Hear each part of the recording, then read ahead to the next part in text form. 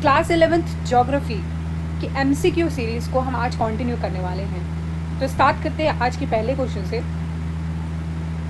ये क्वेश्चन बात कर रहा है मास मूवमेंट के बारे में। मास मूवमेंट होता है कि मान लीजिए कोई एक ब्लॉक ऑफ माउंटेन है और उसका किसी भी तरीके से मूवमेंट हो जाता है। मास मीन्स कोई भी एक ऐसा बॉडी, कोई मैटर जो कि काफ़ी हैवी हो और उसका मूवमेंट हो जाए।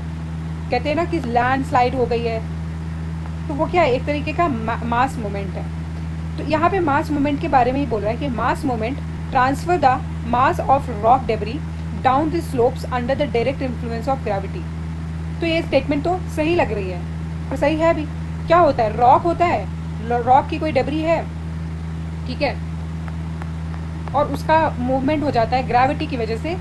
ग्रेविटी की वजह से वो नीचे की तरफ आ जाता है। अब डेबरी क्या हो गया कि कोई रॉक था, ठीक है, उसमें क्या हुआ, किसी तरह से वो टूट फूट गया, ठीक है, उसकी में वेदरिंग हो गई होगी या फिर किसी तरह का मैकेनिकल फोर्स आया होगा, ठीक है, उसका स्ट्रक्चर थोड़ा सा बदल चुका होगा। तो उसकी वजह से क्या होगा, ग्रेविटी की वजह से वो नीचे की साइड में आ जाता है और लैंड स्लाइड्स हो जाती हैं, मास मूवमेंट हो जाते हैं, ठीक है, जिसकी वजह से काफ़ी डिस्ट्रक्शन हो जाता है। तो यहाँ पे ये मास मूवमेंट के बारे में बात करता है। सेकेंड स्टेटमेंट कह रहा है कि वेदरिंग जो है is a pre requisite for mass movement. तो ऐसा मैं आपको बता दूं, ऐसा कोई ज़रूरी नहीं होता है कि जिस रॉक की वेदरिंग हुई होगी वही उसका ही मास मूवमेंट होगा, ऐसा नहीं है। कभी कभी कुछ माउंटेनियस रीजन में अगर किसी तरह का अर्थक्वेक आता है तो हो सकता है कि रॉक एज इट इज़ हो और उसमें किसी भी तरह की वेदरिंग नहीं हुई हो, लेकिन उसमें किसी तरह की दरार आ गई और वो रॉक अपने पेरेंट रॉक से अलग हो गया और फिर उसमें ग्रेविटी के फोर्स में आकर के वो नीचे आ गया, ठीक है। तो ऐसा ज़रूरी एक प्री रिक्विजिट मतलब एक पहले से रिक्वायर्ड कोई कंडीशन नहीं होती कि वेदरिंग होना ज़रूरी होता है रॉक का। अच्छे खासे माउंटेन भी लैंडस्लाइड के थ्रू नीचे गिर जाते हैं, ठीक है, इसलिए इसका सिर्फ ऑप्शन नंबर 1 ही सही होगा ऑप्शन। नेक्स्ट क्वेश्चन देखते हैं। ये पूछ रहा है सॉइल फॉर्मेशन से रिलेटेड, ठीक है, सॉइल फॉर्मेशन के बारे में बात करता है। अब यहाँ पे पीरोजेनेसिस एक वर्ड यूज़ हुआ है। पीरोजेनेसिस का मतलब क्या होता है, सॉइल फॉर्मेशन ही होता है, मृदा जनन जिसको कहते हैं, ठीक है।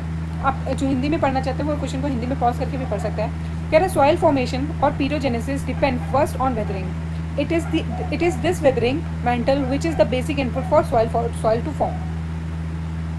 ओके, नेक्स्ट कह रहा है the dead remain of the organisms and plants help in humus accumulation.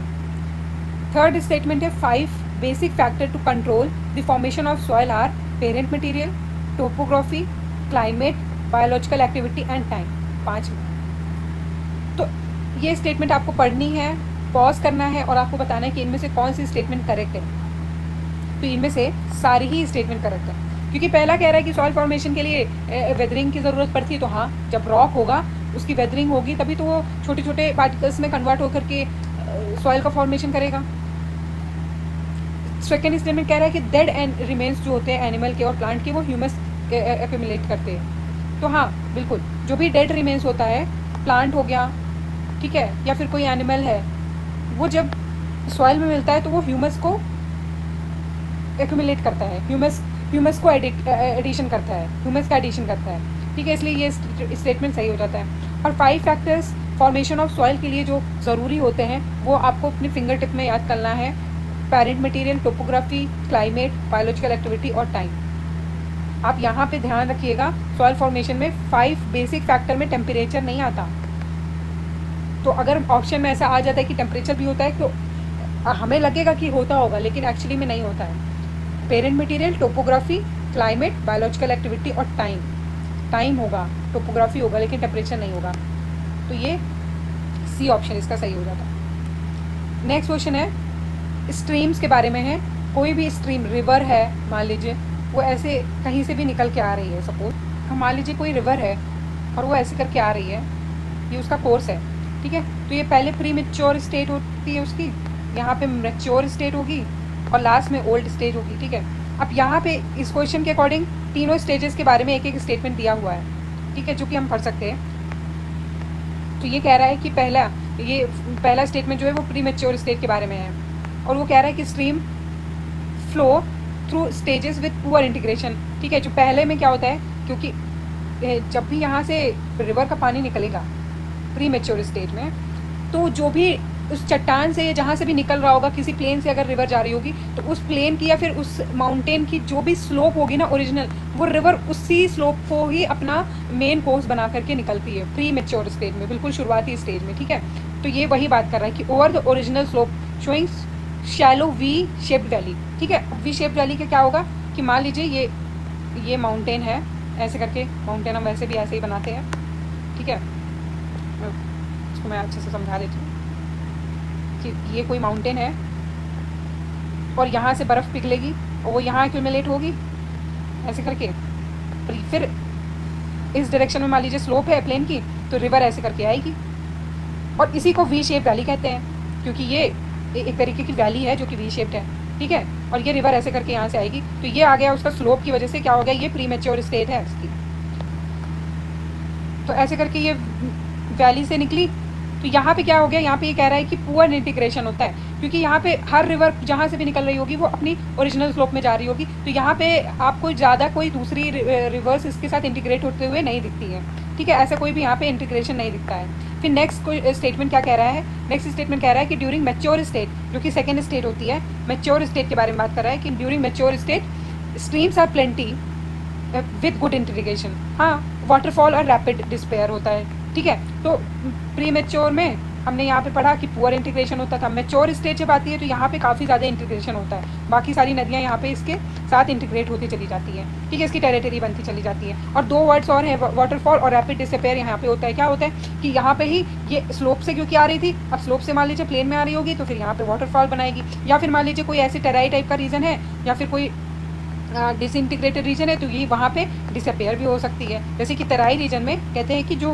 Himalaya से नदियाँ आ रही होती हैं वो एक तरीके से यहाँ पे थोड़ी देर के लिए डिसअपेयर हो जाती है, ठीक है। और थर्ड स्टेज जो होती है वो ओल्ड होती है, ओल्ड में नेचुरल लेवाइस, ऑक्सबो लेक, ठीक है, ये सब मेंडर वगैरह ये सब जो है ये थर्ड में बनता है, ठीक है। तो हम इन सारे फीचर्स के थ्रू हम स्टेजेस के बारे में पढ़ सकते हैं कि कौन सी स्टेज रिवर की कब होती है, ठीक।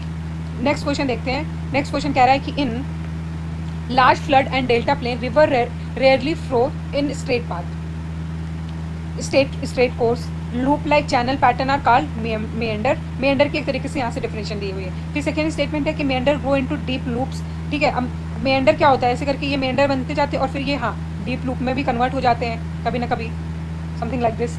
Deep load due to erosion at the infection point, क्योंकि ये जो इन्फेक्शन पॉइंट है यहाँ पे, ये मान लीजिए इरोड हो गया तो ये अलग हो जाते हैं बिल्कुल ही, ये वाटर बॉडी से क्या होता है कि ये दूर होते चले जाते हैं, ठीक है। तो ये उसी के बारे में बात कर रहा है।